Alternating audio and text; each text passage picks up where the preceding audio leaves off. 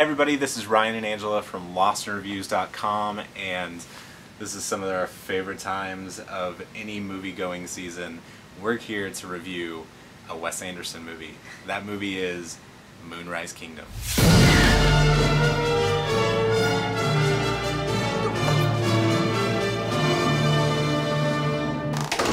I'll be out back.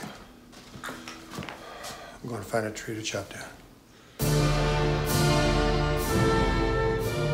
I think you pretty much set it up there. Yeah. I think anyone who's watching this right now is probably going to know how we're rating this film. Yeah, I mean, if they have anything familiar with, you know, what we think about movies, they're going to know. Don't wait till the end to find out what we rated it. Just listen to us gush about it, because that's what this is going to be.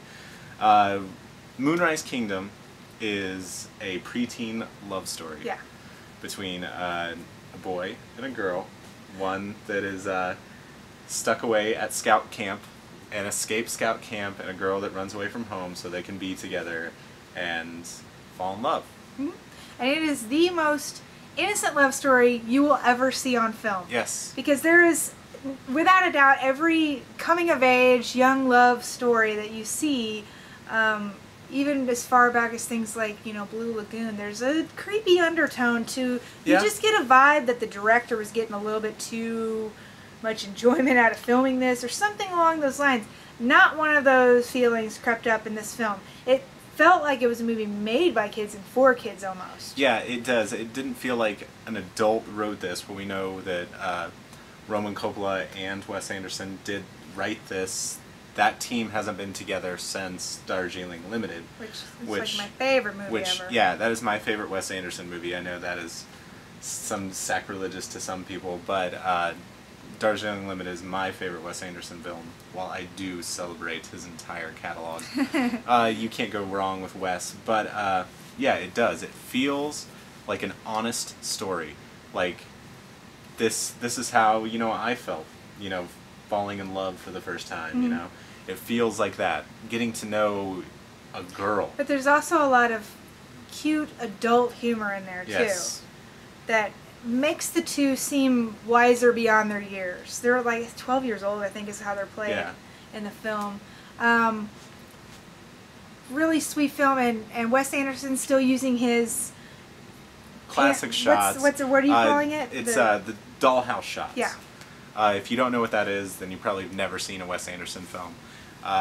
But Wes Anderson's always been a director that not only gets me with his stories, he gets me, like, he will shoot an angle that I just think I find so beautiful that it moves me inside, and I'm almost brought to tears by how beautiful some of the stuff that he does. His movies, not only are they acted emotionally, the visuals he puts a have lot emotion. of detail into the scenes and the clothing and just like the soundtrack too. The score is always which really great. Is very you know, not typical for Wes Anderson. In Moonrise Kingdom, this is a classical score.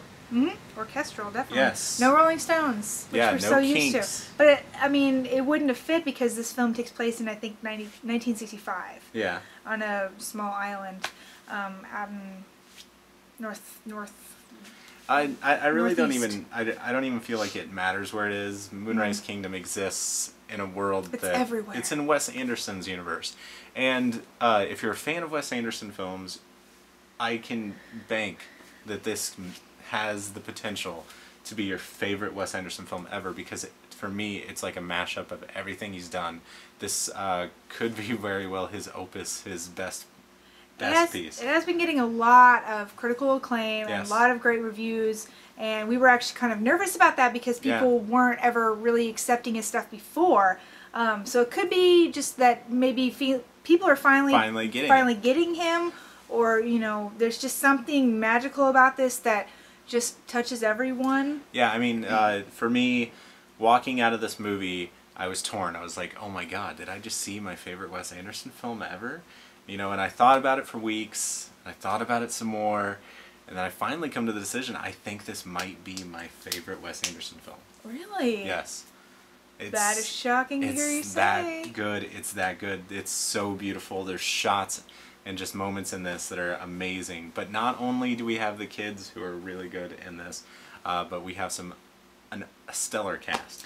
One thing I can't stop gushing about is the fact that it really brings you into this whole world where he's truly doing what movies are supposed to do and letting you escape from your own life for an hour and a half or whatever, and you just are fully immersed in this little island that they're all taking place on. You get into all the characters and everyone's intertwined lives and all the little jokes between them and the scenery and the music and everything just ties together so well. Yeah, you get lost in it. Yeah, I mean, he does that really great on all of his movies, but the last one that I really, really felt like I was in that world was with The Life Aquatic. Yeah. You really feel like you are out to sea, and that's the only thing, that's the world right there, is whatever he is. So, really great job with that. Now, the casting is another thing I think is fantastic, because this has probably got one of the greatest casts. It does. It has ever. Wes Anderson's best cast. We have old Wes Anderson favorites. Jason Schwartzman's back in this. Bill Murray is in this. But, you know, we're adding some new faces in this. We have, now we have Edward Norton, who I want to take a moment to talk about here. This is one of my favorite Edward Norton parts ever. He was so good. Brilliant in this film. He plays the Boy Scout leader, and he's really soft-spoken, kind of shy, does the right thing, kind of a little pseudo-gay. That's just him, I think, in his character, but it also kind of fits with the Boy Scout leader, I guess, yeah, vibe. But he has a heart just that is melting every moment, and I think everybody in this movie does. There is literally one moment in the film where it like breaks my heart, just the look on his face, and I think you know what I'm talking about. Yes, I do. Edward Norton killed this.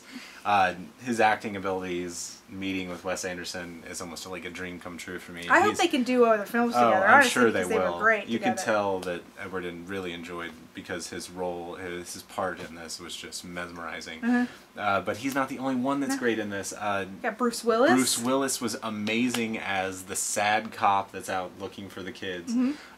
You can see the pain, and this is kind of like a role that, you know, Bruce hasn't ever really got to do before. Yeah, no, he's probably done like one that's very, I can't think of anything. He's usually like the action guy. Yeah, I mean, when I very first heard Bruce Willis teaming up with Wes Anderson, this is going to be strange. You know, I don't know if he's into that kind of, you know, snarky humor, and yeah.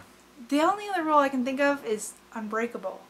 He's kind of got a very sensitive kind of role in that too, but it's different. Yeah, that's completely different. We've also got Harvey Keitel in a very small role. We've got Tilda Swinton. Yeah, it was great. And Frances McDormand. Yeah.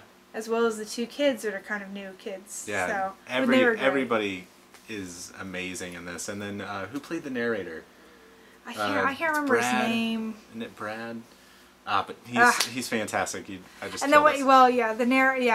can't sell it obviously like it does in the movie, but the narration just works so humorous. Yeah, it's so humorous in this way that it just pops up and interacts with you in the film. So, really great job. I think people have actually been calling it one of the greatest films this year so far, which I would agree with. Yeah, I'm right on par with that. I have one other movie that, you know, is right up there with it, but me saying that this is my favorite Wes Anderson film, that just says so much. I mean, this movie, if it doesn't kill at the Oscars, I will be just mesmerized. That's just gonna be wrong. Yeah, it's Wes Anderson's time, and this movie covers so many genres of film. I feel like Wes is really playing with this artistic palette in Moonrise Kingdom, and it's amazing. So I loved it. You can obviously tell that we're recommending you go see this film now. It's opening nationwide now, so... Yes. But, okay, we talked... I have to mention this. We talked about, you know, all the new people. Bill Murray is fucking awesome in this movie. Yeah, we didn't even talk about him. I loved his character in this. We love Bill Murray, and he knocked this out of the park. If you haven't seen his introduction to Moonrise Kingdom online, you need to watch that. It's awesome. Yeah. Jason Schwartzman, with the little time that he had, stole some of the movie. Yeah, he definitely did. Everyone was so fantastic. Every part of this came together like a perfect puzzle piece. It's there perfect. really is like nothing wrong with the film. I've tried to think it through. I can't think of anything wrong. I mean, I'm not being biased because I love Wes Anderson and I love all the cast members. I think this is just a beautiful movie. It really, really works in every way, and it's for every age group too. I mean, you can have your kids and your grandma go and watch this movie. Everyone's gonna love it. It's a beautiful film. I'm giving this a 5 out of 5, and I'm sure that you are too. Yep, absolutely. Can't wait for more from Wes, but I know it's always like such anticipation. You get the movie, you love it, and then now it's back to waiting for another one from him. So, but at least every one he pops out is really great. But at least now I can go to the theater and see Moonrise Kingdom again. It is amazing. I hope, and I just hope that everybody that's watching this, everybody in the world just goes and sees this. Everybody in the world, go see it. Yeah. Go find a theater somewhere and see the film. And see Moonrise Kingdom. Yes. Well, that is it from us at Lost in Reviews. We will see you next time. Bye.